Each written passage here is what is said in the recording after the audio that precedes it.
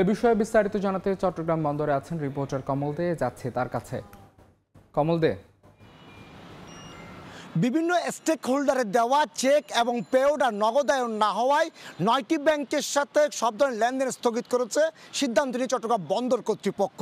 গতকালকে এক চিঠির মাধ্যমে তারা তাদের অভ্যন্তরীণ যে হিসাব বিভাগ রয়েছে সেই হিসাব বিভাগকে তারা জানিয়ে দিচ্ছে। কিছুক্ষণ আগে আমি কথা বলেছিলাম চট্টগ্রাম বন্দর সচিব ওমর ফারুক হোসেন, তিনি আমাদেরকে যেটি জানিয়েছেন সেটি হলো গ্লোবাল ইসলামী bank, union bank, Bangladesh commerce bank, ইসলামী ব্যাংক বাংলাদেশ, ফার্স্ট সিকিউরিটি ইসলামী ব্যাংক, সোশ্যাল ইসলামী bank, Padma bank, national bank এবং আইসিবি ইসলামী ব্যাংক, এই 9টি ব্যাংক থেকে তাদের কাছে যে পরিমাণ চেক কিংবা পে অর্ডার আসতেছিল তার কোনোটা তারা নগদায়ন করতে পারছিল না, তাই তারা জটিলতার মুখে পড়তে হচ্ছে।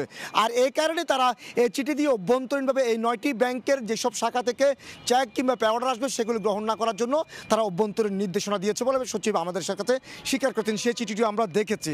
কারণ আপনারা জানেন চট্টগ্রাম বন্দর কিন্তু বছরের নিজস্ব তাদের যে তহবিল প্রায় তারা 4 থেকে সাড়ে হাজার কোটি টাকা তারা পেয়ে থাকে, রাজস্ব পেয়ে থাকে, তারা আবার খরচও করে। কিন্তু যখন এই রাজস্বের যে টাকাটি যখন নগদায়ন হয় না তখন তাদেরকে সমস্যায় পড়তে হয়।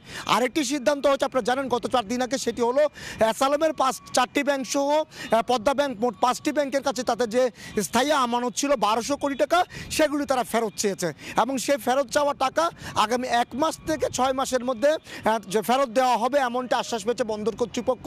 কারণ এই ব্যাংকগুলি থেকে তারা যখন 1200 কোটি টাকা তারা এফডিআর স্থায়ী আমানত রেখেছিল তার কোনো লভ্যাংশ তারা পাচ্ছিল না, তাই এটি নিয়েও জটিলতা সৃষ্টি হয়েছে। অর্থাৎ এই গত 1 সপ্তাহের মধ্যে 2টি গুরুত্বপূর্ণ সিদ্ধান্ত নিয়েছে বন্দর কর্তৃপক্ষ। সেটি হলো তাদের যে এফডিআর করা 5টি ব্যাংকের কাছে, তার মধ্যে অ্যাসালামের ব্যাংকের রয়েছে 4টি, সেখানে রয়েছে 927 কোটি টাকা, আর পদ্মা ব্যাংকের কাছে রয়েছে 180 কোটি টাকা, মোট 1200 কোটি টাকার প্রায় সেগুলি তারা ফেরত চেয়েছে এবং তারা ফেরত পাবে বলে আশা করছে। আর একটি সিদ্ধান্ত হলো যে 9টি ব্যাংকের পে অর্ডার এবং চেক যেহেতু নগদায়ন হচ্ছিল না তাই সেগুলি তারা ফেরত নিয়ে আসছে, তারা ব্যাংকের লেনদেন না করার জন্য সিদ্ধান্ত নিয়েছে বলে আমাদেরকে জানতে পেরেছে। এবং বন্দর কর্তৃপক্ষ আমাদের কাছে স্বীকার করেছে এইসব ব্যাংকের চেক এবং পে অর্ডার তারা নগদায়ন করতে পারছিল না, তাই বন্দরকে তারা সমস্যায় পড়তে হচ্ছিল।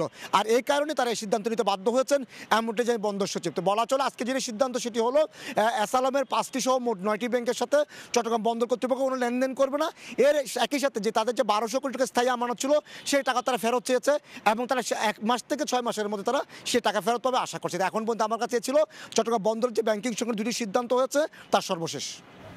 এসালামের 6টি সহ 9টি ব্যাংকের সঙ্গে লেনদেন স্থগিত করেছে চট্টগ্রাম বন্দর কর্তৃপক্ষ। সে খবর জানতে সরাসরি যুক্ত ছিলাম চট্টগ্রাম বন্দরে।